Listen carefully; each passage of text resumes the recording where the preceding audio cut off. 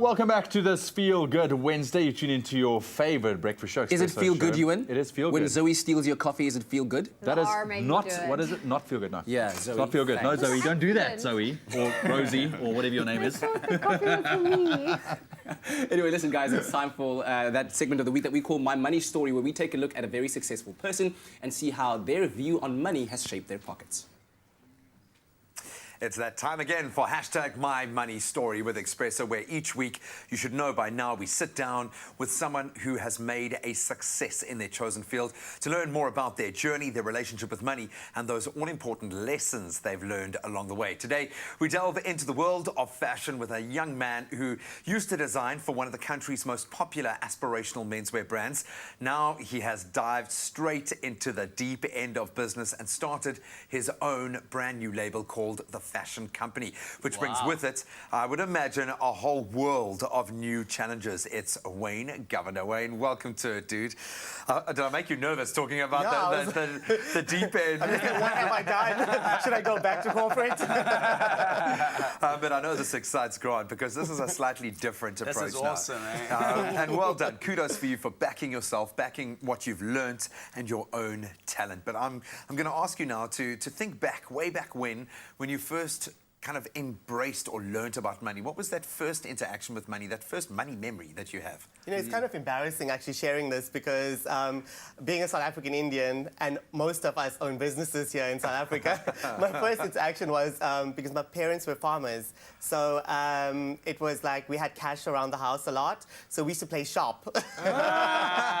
With real money. So like I always used to like getting a lot of money and giving a lot of money out. Not really understanding the concept of money actually. Not even knowing how much like a 5 rand was or like a 10 rand was. Yeah, so that was my first interaction with money. Well, I like Your parents are starting you early. Yeah.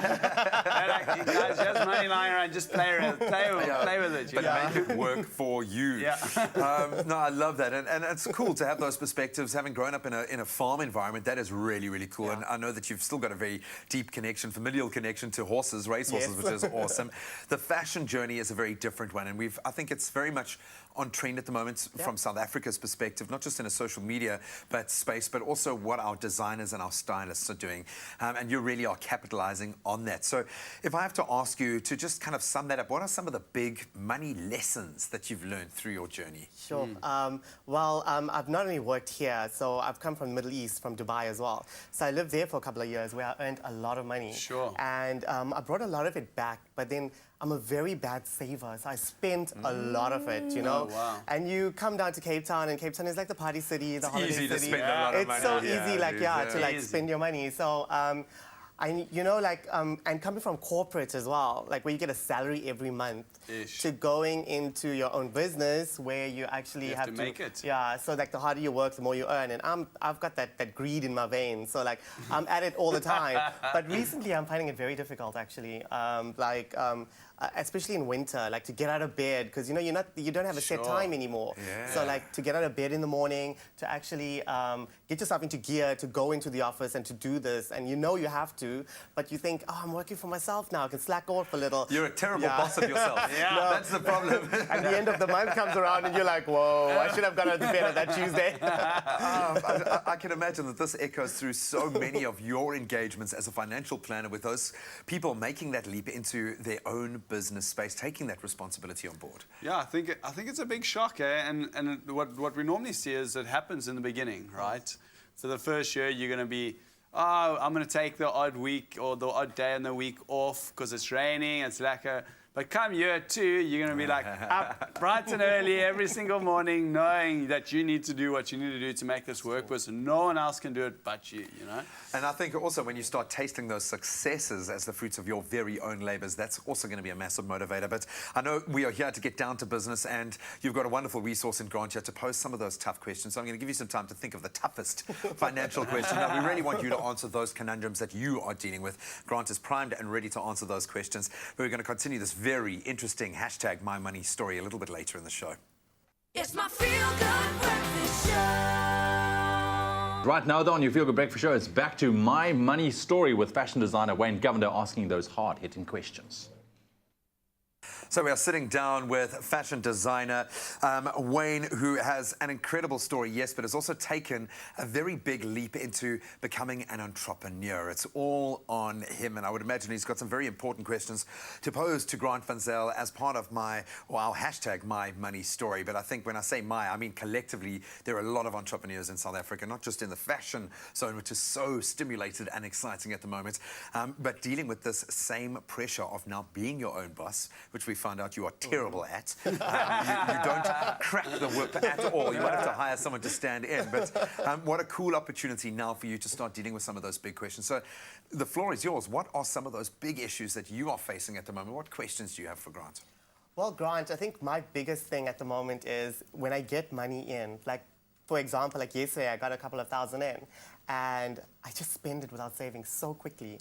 Like, how do I immediately, when the money hits into my bank account, try to make it like last like longer and try to save a little bit, like maybe for a rainy day, nest egg, a new car, something like this, yeah. Okay. You're going to have to become the psychologist now. Yeah. So that's a different rate. So I think the biggest mistake what happens with creative people, and it seems like we deal with a lot of creatives, is that money's not that tangible. So once it comes in, it's kind of like, I've worked hard for it and I'm going to spend it because I'm a freelancer and I've already got 10 things in my mind over the last 3 months that I want to buy. So when that money arrives, it's gone, you know? That's true, that's exactly what I think. Yeah, so yeah, it's exactly what happens. So what I think is helpful for someone like yourself or for a lot of creative people is to make it practical, to make it fun.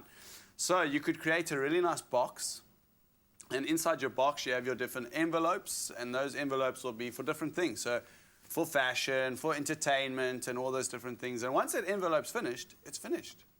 So you're saying take the money from my account and divide it up into like different commodities? Yeah, so you can subconsciously start figuring out where's your money going, where am I overspending, what envelopes have got too much money in at the end of the month, you know, so it gets a little bit more practical. So what you're saying is like keep your cash at hand and leave out the credit, because I'm very bound to using credit cards as well. So credit card's a good thing if you're paying it off at the end of every single month. That's the most important thing. If you're spending more than what you can pay, then you're actually going into the red zone and it becomes very dangerous. 26% interest on credit cards. Once you get into that hole, it's very difficult to get out. And then you're starting to work yourself into the ground to get out of this black hole. And Warren Buffett once said, if the hole is too deep, stop digging. So the most important thing with the credit card, you have to be responsible. We've iterated that in one of the shows. You have to be responsible with it.